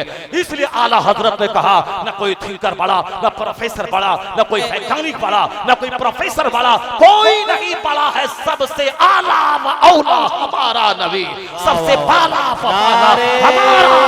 तकबीर, नारे रिसालत, नारे रिसालत, मसलके आला हजरत अल्लामा मुफ्ती शहरे यार साहब किबला, मुफ्ती शहरे यार साहब किबला, नारे तकबीर। समझिए कि इस्लाम कितना जबरदस्त पैगाम नश्र करता है। दुनिया के वैज्ञानिक जदीद कल्चर में जहां न पहुंच सके, वहां इस्लामी तालीमात आज सारी दुनिया को रास्ता दिखा रही है और गाइडलाइंस दे रही है। हम नहीं पढ़ते, हमारे बच्चे नहीं पढ़ते, मगर जो दुनिया के दानिश्वर हैं वो तो जानते हैं मुस्तफ़ा लाजवाब, इस्लाम लाजवाब। इसलिए यूरोप का दानिश्वर बर्नार्ड शॉ कहता है, if any religion has a chance of ruling over England ने यूरोप विद इन द नेक्स्ट 100 years, it is Islam। क्या पेशाब लग गया? हम लोग आदमी नहीं हैं, हम लोग को पेशाब नहीं लग रहा है। क्या बात है यार, तुम लोग भागते हो, क्यों भागते हैं? बैठो गौर से सुनो, नात शरीफ सुनने के आदि मत बनो। नात सुनो 5 मिसरा और तकरीर सुनो 5 घंटे। तकरीर से मरा हुआ दिल जिंदा होता है, तकरीर से मरी हुई सोच जिंदा होती है, तकरीर से आदमी अपनी जिंदगी में यूं टर्न लेता है, जिंदगी में इनकलाब पैदा होता है। किसी की बुरी नजर लगी हमारे जलसे को, लोगों ने तकरीर के बजाय नात खानी पे जोर दिया, नतीजे में हमारे बच्चे नात सुन के भागने लगे। क्योंकि ये माहौल हमारा ही बिगड़ा माहौल बिगड़ा हुआ है। जो इसको आप दुरुस्त कर, आज से 50 साल पहले अल्लामा अरशद काज़ी अलैहि रहमा आते थे, मुश्ताक अहमद नज़ामी आते थे, अबुल वफा फसीह गाज़ीपुरी आते थे, अजमल बेकल 5 मिसरे पढ़ते थे और 4-4 घंटे की तकरीर होती थी और सारा मजमा सुनता था। 5-5 दिन का जलसा होता था। अभी तो सब चौपट कर दिया हमने, नात सुना करके बच्चों को सिर्फ नात सुनने का आशिक बना दिया। और कुरान हदीस नहीं सुनेगा तो कैसे जानेगा इस्लाम क्या है, इस्लाम कैसे बचेगा? इस्लाम में क्या बोलूं जो मुसलमान रहूं, और क्या बोलूंगा जबान से क्या निकल जाएगा, काफिर हो जाऊंगा। इस तरह से इस बात का जानना बहुत जरूरी। अब जरा गौर से सुनो मेरी बात। मैं कुरान शरीफ की वो आयत पढ़ता हूँ, उस आयत के बाद फिर मैं तुमको मदीना शरीफ की गली में ले जाता हूँ, उसके बाद फिर वापस आके मैं तकरीर शुरू करता हूँ, उसके बाद फिर बताता हूँ कि तकरीर किसे कहते हैं और दुनिया में फिलिस्तीन क्या हो रहा है और इसराइल का क्या हो रहा है। मगर पहले ये 2 बातें सुननी पड़ेंगी। कुरान शरीफ की एक आयत में सुनाता हूँ, उसके बाद फिर मदीने की गली की कहानी बताता हूँ, उसके बाद फिर मैं तकरीर सुनाता हूँ। तकरीर अब तैयार है, तैयार है? हाथ उठा के बोले सुभान अल्लाह, जोर से बोले ला इलाहा इल्लल्लाह। जाबिर सुल्तानपुरी कहाँ चले गए हैं? अरे माशाअल्लाह, हम समझे अब चले गए। हाँ बैठे हुए हैं माशाअल्लाह। ये मेरा दोस्त आदमी है, इसको मैं आज से 25 साल पहले मैं इसको देखा हूँ इदारे शरिया में। जब मैं पहली बार फजर के टाइम सलाम मैंने कहा अरे इस जबरदस्त सलाम कौन पढ़ा? वहाँ के नाजिम थे, खान साहब थे, क्या थे पुराने नाजिम, हाँ जाने अलम हबीबी वो थे। उन्होंने इनसे कहा कि आप सलाम पढ़िए। मैं जब पढ़ा उसके बाद जब इनसे बातें होने लगी, मैंने कहा कि साहब हमारे यहाँ तकलीफ है पूरे बदन में, अब क्या करूं, उसका इलाज समझ में नहीं आ रहा है, टाइफाइड नहीं छूट रहा है। उन्होंने कहा कि दवा दारू डॉक्टर आपको लगता है कि हम ये हो जाए, कुछ नहीं होगा। रोजाना पानी में 7 बार दरूद शिफा पढ़ के पीजिए, फिर देखिए। अरे मैंने कहा ये शायर है कि आमिल है? शायर है कि मौलाना? इस शायर नहीं है, नातखा नहीं है, ये छुपा हुआ फकीर है ये। जब मैंने देखा इनको, जब हमको ये बताया कि दरूद शिफा पढ़ के पानी पे पढ़ के दम कीजिए, कुछ नहीं होगा, कैंसर ठीक हो जाता है। तो ये क्या चीज? और ये आज से 10-12 साल पहले की बात है। उस वक्त मैं परेशान था, उस वक्त ये नुस्खा बताया था इसने माशाअल्लाह। पता जो आज जैसा यहाँ होता है वही जबान से निकलता है। कोई मौली साहब लोग बोलता है कि हजरत गुटखा खाइए ना, पान खाइए ना, तब मजा आएगा, तब दांत अच्छा होगा और वो मजा आएगा। इसी इलाके के एक मुफ्ती अब्दुल हादी साहब रहते हैं बनारस में, जबरदस्त मुफ्ती, जामे फारूका के बड़े आलिम। उनसे मैंने कहा कि हुजूर आप पान क्यों नहीं खाते हैं? सारे मौली साहब पान खाते हैं। एक तो हम हैं, हमको घर वाला पूछता है जहाँ ठहरते हैं, हुजूर कोई अमल है? मैंने कहा क्या अमल? शायद तहज्जुद का अमल पूछ रहा है, या सूरह दुखान का अमल पूछ रहा है, या सूरह यासीन वाला अमल पूछ रहा है। मैंने कहा कौन सा अमल? का वही गुटखा, पान, बीड़ी, सिगरेट। मैंने कहा इसी को तुम लोग अमल कह रहे हो? पहले जमाने में मैंने अपने बाप से सुना था, वो बड़ा अमल करता है, रात में उठ के 1 लाख दरूद पढ़ता है, 1000 दरूद पढ़ता है। उसको हम लोग वो अमल सुने हुए थे बाप से बचपन में। और ये मौलवी साहब, ये घर वाला बोलता है कि गुटखा खाना अमल है। अमल कोई और अमल है आपके पास? जब गुटखा अमल हो जाए तो समाज का क्या हाल होगा आप समझ सकते हैं। समाज का हाल वही है, घर का कोना में उसका अमल का, वहां पिरकी, बेसिन में पिरकी, रेलवे के डब्बे में पिरकी, दूसरों के घर में पिरकी। बनारस में पिछले साल गए, एक बहुत बड़ा एयर कंडीशन घर, मैं वहां ठहरा 5 घंटे और एक बार भी कहीं थूका नहीं कोने में। तो घर वाला बोला हजरत कौन मौलाना है आप पान बीड़ी से कुछ नहीं खाते हैं, कहीं थूका नहीं? अभी जलसा हुआ था, 5 बड़ा शायर लोग ठहरा था ऊपर में, और घर जब सिगरेट के धुआं से बदबूदार होने लगा और बेसिन में हर तरफ गुटखा और खैनी का थूक, मैंने कान पकड़ लिया, कभी मैं किसी मौलाना शायर को मैं ठहरने नहीं दूंगा। मेरा सारा घर सिगरेट के धुआं से महक गया है। तो अब मैं सोचने लगा कि ये बताइए साहब, अब लोग मशवरा देते हैं शायर लोग, आवाज लगती है तो गुटखा खाइए, मेरी आवाज साफ होती है। मैं कहता हूँ तुम कितनी देर नात पढ़ता है? आधा घंटा। यहाँ 5 घंटे की तकरीर करता हूँ, कोई गुटखा नहीं, कोई साहब पान पुड़िया नहीं, कोई सिगरेट नहीं। ये आवाज कैसे साफ रहती है? 30 दिन के महीने में कभी 35 तकरीर करता हूँ, ये आवाज कहाँ से साफ रहती है? तुमने तो वही बोली बोला जो गांव देहात का देहाती बोलता है कि बीड़ी नहीं पियो तो पखाना नहीं होता है। इसीलिए वो सुबह बीड़ी इधर सुलगाता है, पखाना रूम जाता है, और खैनी इधर छाटता है और पखाना रूम जाता है। हम लोग ना बीड़ी पिया ना सिगरेट, क्या पखाना नहीं हो रहा है 15 साल से? ये कौन सा मशवरा तुम दे रहा है यार? गुटखा खाओ आवाज साफ होगी। मैं कहता हूँ गुटखा खाओ आवाज साफ नहीं होगी तो दरूद पढ़ 100 बार रोजाना, फेफड़ा भी मजबूत रहेगा, सीना भी मजबूत रहेगा। अल्लाह का जिक्र कर। मोदी आधा घंटा बोलता है 15 अगस्त 26 जनवरी को, तो 5 बार पानी पीता है और हकलाता है, घबराता है। और तेरा मौलवी 5 घंटे बोलता है, एक बार न पानी पीने की नौबत आती है और न ही बीच में पान खाने की नौबत होती है। जो झूठ बोलेगा, जो गंदी चीज इस्तेमाल करेगा, उसकी जबान खराब होगी, उसको प्यास लगेगी। और जो कुरान हदीस बोलेगा, बोलता चला जाएगा, रूहानी ताकत मिलती चली जाएगी, ताकत मिलती चली जाएगी, सेहत मिलती चली जाएगी। अल्लाह के जिक्र से सेहत मिलती है, अल्लाह के जिक्र से सेहत मिलती है, कुरान हदीस की तिलावत और रिवायत से सेहत मिलती है। अगर नहीं यकीन आए तो अपनी माँ बहन बेटी को बोल दे कि रोजाना 1000 दरूद पड़ेगी, चल चल करके कभी कोई घुटने और टखने के दर्द की तकलीफ नहीं होगी। वह बाहर ना घूमे, बाहर ना तफरी ना करें, बल्कि अपने कमरे में घूमें, अपने कमरे में रहें, घर में रहें, शौहर की खिदमत करें, बाल बच्चों को पालें, घर को साफ सुथरा रखें, सब कुछ रखें, इसी में सेहत मिलेगी। वो बाहर तस्वीर लेके जो हमारी औरतें सुबह सवेरे घूम रही हैं, बाहर जाने की जरूरत नहीं है। 5 वक्त पाबंदी से पढ़ें, वो सेहत मिलेगी। कि अमेरिका की लेडी बीचर मिसेज ने कहा था, मुसलमान औरतों को कोई अलग से लोशन, लेकमी और फेयर एंड लवली लगाने की कोई जरूरत नहीं है। और जो आज देखें औरतों को 1 घंटे तक रहती आईने के सामने खड़ी हुई, ये लगाया ऐसे पोछा, ये लगाया ऐसे पोछा, ये लगाया ऐसे पोछा, फिर पानी से फिर पोछा, कुछ करने की जरूरत नहीं है। वो मिसेज लेडी बीचर, अमेरिका की सबसे बड़ी जबरदस्त सेहत डिपार्टमेंट में काम करने वाली, वो कहती हैं मुस्लिम खवातीन को तो लोशन लगाने की जरूरत ही नहीं है, वो तो 5 वक्त की नमाज उस पर फर्ज है, वो 5 वक्त नमाज पढ़े और सजदा थोड़ा लंबा कर दे, ताकि ब्लड का सर्कुलेशन वाफिर मिकदार में चेहरे की सारी रगों में हो जाए। क्योंकि चेहरे की रगों में ब्लड न पहुंचने से दाना निकलता है या पॉक्स निकलता है, उसका नतीजा यह है कि चेहरा नीचे नहीं रहता और हार्ट को हिम्मत करनी पड़ती है, तब जाके प्रेशर बना के ब्लड पहुंचता है। और जब बार बार प्रेशर बनाना पड़े तो फिर दिल बीमार होता है और वाफिर मिकदार में खून न निकले तो चेहरे ताने से भर जाते हैं, जिस तरह आजकल होता है। उसका तरीका है कि यह हार्ट ब्लड का सप्लायर है, और यह हार्ट अगर ऊपर चला जाता है किसी टाइम में, दिन में, तो फिर बगैर प्रेशर के चेहरे की और दिमाग की सारी रगों में आसानी से ब्लड सर्कुलेट हो जाता है। जैसे आप 10 मंजिला मकान पे पानी की टैंकी है, वहां से छोड़ें नीचे, आसानी से पानी चला जाएगा, लेकिन नीचे से पानी ऊपर ले जाएं तो प्रेशर बनाना पड़ता है मशीन से, तब पानी ऊपर चढ़ता है। यह हार्ट ब्लड का सप्लायर है, इनपुट और आउटपुट करता है। यह अपने वाले नीचे वाले पार्ट्स में आसानी से खड़े होने की हालत ब्लड सप्लाई कर देता है, लेकिन ऊपर वाले पार्ट्स में ब्लड सप्लाई करने लिए ब्लड को हार्ट को पंप करना पड़ता है। और आदमी आमतौर पर कभी खड़ा हुआ कभी झुका, और कुदरत का सिस्टम है 5 टाइम अल्लाह को सजदा करना, तो सजदा करने की हालत में सर नीचे रहता है और ये हार्ट ऊपर हो जाता है, तो आसानी से वाफिर मिकदार में ब्लड पहुंचता हर रगों में। लेकिन जब से लोगों ने सजदा छोड़ दिया तो दिल को हिम्मत करनी पड़ती है ब्लड चढ़ाने के लिए, और जब दिल बीमार हो जाता है तो ब्लड नहीं चढ़ पाता है, तो चेहरे पे दाने निकलते हैं।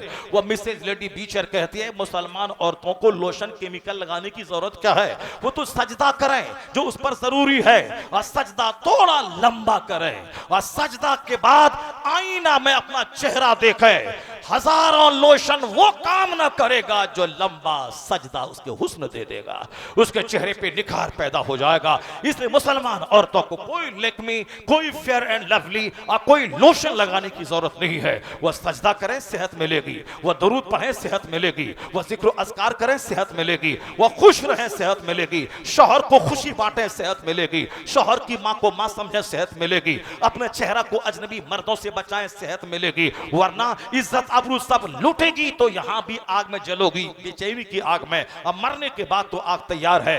वो औरत जन्नत के जिस दरवाजे से चाहे दाखिल हो जाए। हुजूर ने कहा कि जब औरतें रमजान का रोजा रखें, नमाजें पंजगाना पढ़ें और शौहर की फरमाबरदारी करें और अपनी शर्मगाह की हिफाजत करें, इज़ा सल्लत खम्सहा व सामत शहरहा व ताअत बालहा, यानी शौहर की फरमाबरदारी, 5 वक्त की नमाज और रोजे, फिर क्या है बेअय्यि अब्वाबिल जन्नते शात, यानी जन्नत के 8 दरवाजों में से जिससे चाहे जन्नत में दाखिल हो जाए। कोई जिम्मेदारी बड़ी औरतों की नहीं है। औरतों की जिम्मेदारी सिर्फ इतनी है 5 वक्त नमाज पाबंदी से पढ़ लें, रमजान के रोजे रख लें, अपनी शर्मगाह की हिफाजत करें, और फिर जबान और शर्मगाह इन दोनों चीजों के कंट्रोल का आज हमारी माँ, हमारे बाप, हमारी हुकूमत के जिम्मेदार सब कहते हैं। कुर्बान रहमते दो आलम की जात पे जिसने 1400 साल पहले क्या कहा, जरा गौर से सुनिए। नमाज, रोजे, हज और ज़कात अपनी जगह, मगर एक अच्छी सलीकामंद जिंदगी गुजारने का एक कामयाब फॉर्मूला मुस्तफा ने क्या दिया। हुजूर कहते हैं मैं यज़मल्ली मा बैन लहये व मैं यज़मल्ली मा बैन रिजले व मैं यज़मल्ली मा बैन लहये अज़मल लहुल जन्ना। मुस्तफा कहते हैं 2 जबड़ों के बीच में जो जबान है, जहां से गीबत होती है, जहां से चुगलखोरी होती है, स्टेज पर इधर कुर्सी पे खिताब करता है मौलाना, और उधर पीछे कुर्सी की आड़ में कुछ लोग बैठ के गीबत करता है, बोलता है कितना बोलेगा, 4 घंटा बोलेगा, खत्म नहीं कर रहा है, जल्दी खत्म करेगा ताकि हम जल्दी से आगे पढ़ेंगे, और फिर ऐसे ऐसे बोलता है आदमी सब। और एक मुअज्जिन था बेंगलोर की हमारी मस्जिद में, वह सदर सेक्रेटरी को पीछे से ऐसे कहता था, ऐसे, और जहां ऐसे देखता था, हाँ हाँ सदर साहब क्या है। ऐसे बदतमीज किस्म के लोग रहते हैं, सामने कुछ है और पीछे कुछ है। इसी जबान से गीबत, इसी जबान से चुगलखोरी, इसी जबान से बदगोई, इसी जबान से चुगलखोरी, इसी जबान से साहब तमाम बुराइयां, गाली गलौज, लड़ाई झगड़े। जबान सुरक्षित रहे तो आदमी इज्जतदार हो जाता है। और ये 2 टांग के बीच में जो पार्ट है, जरा सा माल हुआ, लुचुर बुचुर करने लगा, कंट्रोल नहीं हुआ तो 70 साल के बुढ़ापे में लड़के से गुलामबाजी शुरू कर दिया, नहीं कुछ हुआ जवानी में जानवर से सोहबत करना शुरू किया, नहीं कुछ मिला तो बाथरूम में अपनी मुट्ठी से, अपने हाथ से मुश्तजनी शुरू कर दिया। आजकल बहुत सारे जवान मुश्तजनी करके हिजड़ा हो गए। शादी के बाद औरत अलग रो रही है, और औरत के घर वाले अलग रो रहे हैं, इसके बाप बाप अलग रो रहे हैं। जब 50 लाख रुपए खर्च हुए शादी ब्याह में, और दूसरे दिन पता चला कि ये तो मुश्तजनी करके हिजड़ा हो गया है, लड़की अलग रो रही है भाभी के सामने, उसका सारा खर्चा हुआ और रिजल्ट 0 निकल गया। क्यों इतना खर्चा करता, नाचता गाता है। लड़का को देख सेहतमंद ढूंढ तलाश कर। सेहतमंद वो रहता है जो दीनदार रहता है, और दीनदारी आजकल क्या है, आजकल अमेरिका की तरह हिंदुस्तान में भी हाल शुरू हो जाएगा। जब बुराइयां बढ़ेंगी तो सबसे पहले डीएनए टेस्ट होगा, नौकरी की बात बाद में होगी, दौलत की बात बाद में होगी, पहले होगी लड़का डीएनए टेस्ट में मर्द है कि नहीं है। क्योंकि यूरोप का कल्चर हिंदुस्तान में आ रहा है, अगर नहीं कुछ मिला तो मुश्तजनी शुरू किया, हैंड प्रैक्टिस मत कर, नामर्द हो जाएगा। इकलामबाजी मत कर, नामर्द हो जाएगा, औलाद पैदा करने के काबिल नहीं रहेगा। यह खोल खोल कर यह बातें इस्लाम ने बताई है, कैसे सोहबत करनी है इस्लाम ने बताया है। हुजूर ने फरमाया है खड़े होकर सोहबत मत करना, जल्द बुढ़ापा आ जाएगा, चादर ओढ़ के सोहबत कर वरना बच्चा बेहया पैदा हो जाएगा। कोई ना हिंदुइज्म, ना क्रिश्चियनिटी, ना जूस, कोई मजहब प्राइवेट बातों पर इतना जोर नहीं देता, क्योंकि इस्लाम को प्यार है हमारी सेहत से, इस्लाम को प्यार है हमारी इज्जत से, इस्लाम को प्यार है हमारी जवानी से। इसलिए इस्लाम चाहता है मुझे सेहत मिले, जवानी कामयाब रहे, शादी कामयाब रहे, बाल बच्चे कामयाब रहे, बीवी भी सेटिस्फाइड खुश रहे। जब तू नामर्द रहेगा तो तेरी बीवी दूसरों का चेहरा देखेगी और ड्राइवर के साथ भागेगी। इसलिए ताकतवर रहना जना से बचाने के लिए जरूरी है, जना से समाज को बचाने के लिए मर्द का ताकतवर रहना जरूरी है, और ताकतवर रहने के लिए नमाज पढ़ना जरूरी है, और ताकतवर रहने के लिए जिक्र अस्कार जरूरी है, नेक लोगों की सोहबत में रहना जरूरी है, इकलामबाजी, ज़िना और मुश्तजनी से बचना जरूरी है, और गैर जरूरी आदतों से बचना जरूरी है। अगर तुमने फिल्मी कल्चर का सहारा लिया, जहन्नम वहां, सेहत यहां चौपट हो जाएगी। और तुमने नेकों की बात सुनी, अपने आप को गैर जरूरी बातों से बचाया, जन्नत की ताकत वहां मिलेगी, यहां औरतों को सेटिस्फाइड करने की ताकत यहां मिलेगी। और जब तू ताकतवर रहेगा समाज में ज़िनाकारी चोर दरवाजे से दाखिल नहीं होगी। मुस्तफा क्या कहते हैं, जो दो जबड़ों के बीच की जबान की सुरक्षा की जमानत मुझको दे दे, और दो टांग के बीच में जो शर्मगा है उसकी सुरक्षा की जमानत कोई मुझे दे दे। हुजूर कहते हैं अज़मल लहुल जन्ना, मैं उसे जन्नत की बशारत सुनाता हूं, मैं उसे जन्नत की खुशखबरी सुनाता हूं। अमेरिका के दानिश्वर आज कहने लगे जबान और प्राइवेट पार्ट पे कंट्रोल, हिंदुस्तान के मोदी आज कहने लगे बाहर जाते हो जबान और प्राइवेट पार्ट पे कंट्रोल, चाइना जापान के जिम्मेदार आज कहने लगे बाहर जाते हो जबान और प्राइवेट पार्ट पे कंट्रोल। माँ बाप यहां कहते हैं बेटा दिल्ली पंजाब जा रहे हो जबान पे और शर्मगा पे कंट्रोल। जो बातें आज लोग कह रहे हैं, कुर्बान मुस्तफा जाने रहमत पे, सबसे बड़े मसीहा, सबसे बड़े मुअल्लिम ने 1400 साल पहले कहा, जो जबान की और शर्मगा की सुरक्षा की जमानत मुझको दे दे, मैं उसको जन्नत की जमानत देता हूं। तमाम फलसफी वहां दम तोड़ जाता है जहां मुस्तफा की एक हदीस से सैकड़ों सेहत के नुस्खे मिला करते हैं। इसलिए यूरोप का दानिश्वर कहता है I can not find any other man in history like Muhammad, मैं पूरे मानव इतिहास में मुस्तफा का जवाब नहीं पाता हूं। इसी को आला हजरत ने कहा लम याते नजीरों का फी नजरिन मिसले तू ना शुद्ध पैदा जाना, जगराज को ताज तोरे सर सोहे तुझको शहे दूसरा जा। अल्लाह रब्बिल शरीक लह, अल्लाह ताला हमारे पैगंबर से हमें सच्ची मोहब्बत की तौफीक अता फरमाए, सरकार दो जहां की हदीस पढ़ने की तौफीक अता फरमाए। बस तकरीर में शुरू करता हूं थोड़ी देर में, अभी पहले वो हदीस सुना, वो कुरान शरीफ की आयत सुना दो, उसके बाद में एक हदीस सुना दो, उसके बाद टाइम बचा तो फिर मैं तकरीर सुना दूं। आपकी इजाजत है ना तकरीर सुनाने के लिए? हाथ उठा के बोले सुभान अल्लाह, जोर से बोलिए ला इलाहा इल्लल्लाह। हाँ, घबराइए मत कि जब ये 2 घंटा में तमहीद बोला है तो तकरीर क्या घंटा करेगा ही, इसलिए आप घबराइए मत। तकरीर 2 घंटे में भी होती है और 2 मिनट में भी हो जाती है, 2 मिनट में भी हो जाती है, 2 घंटे में भी हो जाती है। तकरीर तो अपने हाथ में है, कभी जुमा के दिन 5 मिनट हम बोलते हैं और कभी 5 घंटे बोलते हैं, वो तो अपने हाथ की चीज़ है। अगर आप घबराइएगा तो तकरीर हम 2 घंटे नहीं करेंगे, 2 मिनट में कर देंगे। मगर पहले कुरान की आयत तो सुन लीजिए, उसके बाद मदीने का वाक़या तो सुन लीजिए, उसके बाद फिर तकरीर होगी, चाहे 2 मिनट में हो जाए चाहे 2 घंटे में हो जाए।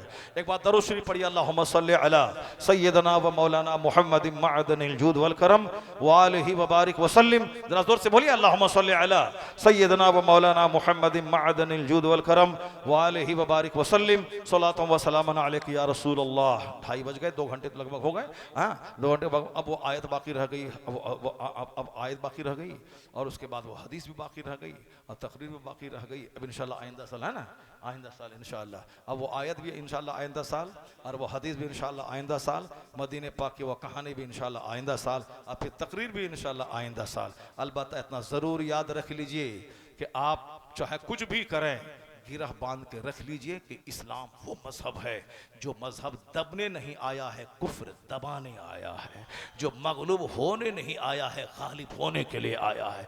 खुशखबरी सुना दूं, फिर तकरीर अगले साल सुनिएगा।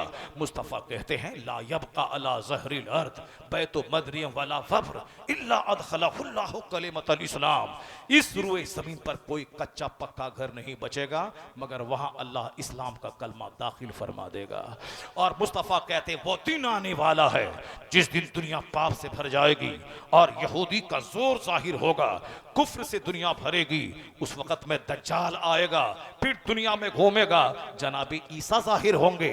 दज्जाल को लुद यानी इसराइल का जहां एयरपोर्ट है, उस एयरपोर्ट के पास दज्जाल मारा जाएगा और फिर सारे यहूदी खदेड़े जाएंगे और यहूदी भाग करके दरख्त की आड़ में छुपेगा। तो हदीस माया है फयकुलु शजर वहल हजर, ये दरख्त और पहाड़ बोलेगा मुस्लिम यहूदी युन वराई, यहूदी मेरे पीछे छुपा है। मुस्लिम जाएगा या तो उसे कत्ल करेगा या वह कलमा पढ़ के मोमिन बनेगा। इस तरह एक मजहब इस्लाम दुनिया में होगा और एक मसलक अहले सुन्नत व जमात दुनिया में रहेगा। कोई काफिर नहीं बचेगा, सिर्फ इस्लाम इस्लाम रहेगा। मुस्तफ़ा सच्चे, मुस्तफ़ा की बात सच्ची। 1400 साल में सारी बातें मुस्तफ़ा की सच साबित हुई। हुजूर ने कहा था ईरान फतेह होगा, ईरान फतेह हुआ। हुजूर ने कहा था रूम फतेह होगा, रूम फतेह हुआ। हुजूर ने कहा था कि ईरान का तख्त हाथ लगेगा, किस तरह के कंगन सुराका को पहनाए जाएंगे, वो सच साबित हुआ। हुजूर ने कहा कि हिंदुस्तान से खुशबू आ रही है। आज हिंदुस्तान पूरी दुनिया में सबसे ज़्यादा इस्लाम के ताल्लुक से स्ट्रॉन्ग एरिया है।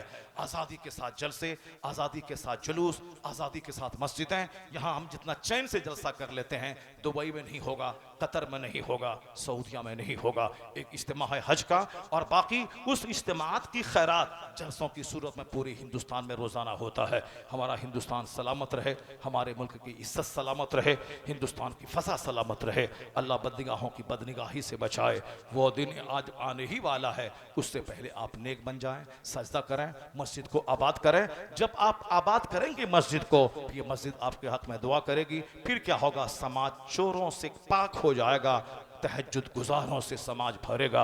और जब तहज्जुद गुजारों से समाज भरेगा, ये जो नफरतें हैं, अदावतें हैं, दुश्मनियां हैं घर घर में, मोहल्ले मोहल्ले में, अब मस्जिद आबाद हुई, कुरान की तिलावत शुरू हुई, दुश्मनी घटेगी, मोहब्बत का चराग रोशन हो जाएगा कि मोहम्मद से वफा तूने तो हम तेरे हैं। ये जहाँ चीज़ है क्या लहो कलम तेरे हैं। मोहब्बत मोहब्बत मोहब्बत, नफ़रतें आज हैं, उन नफ़रतों को तोड़ने का एक रास्ता है मोहम्मदी बन जाना, नेक बन जाना, शरीफ बन जाना। बेशुमार बरकतें उसकी मिलेंगी। अल्लाह तबारक व तआला हमको आपको सबों को नेक बनने की तौफीक अता फरमाए। ज़रा ज़ोर से बोलिए आमीन। अल्लाह ताला हमें हुजूर की सच्ची ग़ुलामी की तौफीक अता फरमाए। अल्लाह ताला हमें हमेशा ज़्यादा तकरीर सुनने और नात कम सुनने की तौफीक अता फरमाए। अल्लाह ताला हमें जलसे का तक़द्दुस बहाल रखने की तौफीक अता फरमाए। आमीन। व आखिरु दाअवाना अनिल हम्दुलिल्लाहि रब्बिल आलमीन। अस्सलामु अलैकुम व रहमतुल्लाहि व बरकातुहू।